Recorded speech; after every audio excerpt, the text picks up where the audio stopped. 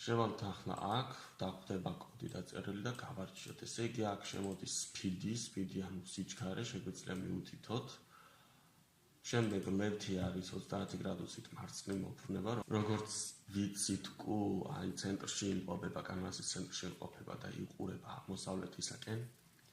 შემდეგ for loop-ი არის, ანუ for ციკლი არის და 6 ჯერ იმეორებს აი ამ კოდს, ანუ წინ წასვლას, უკან დაბრუნებას და მარცხნივ მობრუნებას 60 გრადუსით.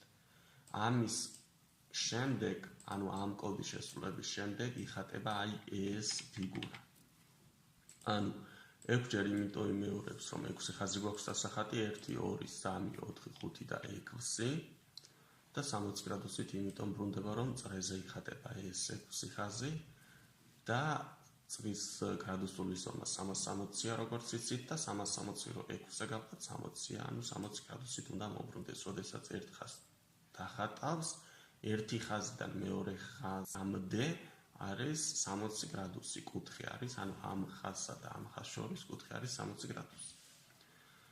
ესე იგი, რანს დავაჭიროთ და შევხედოთ, რომ აი აქ დახატა, შეგვიძლია აქ 5-ის მაგივრად სიტყვაზე 1-ს თუ მივუთითებთ, უფრო ნელა დახატავს და არ დაველოდოთ ახლა.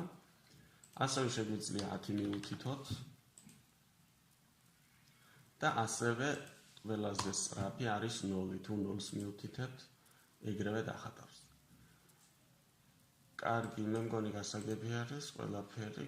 Next-ს დავაჭიროთ, გადავიდეთ შემდეგ დავალებაზე.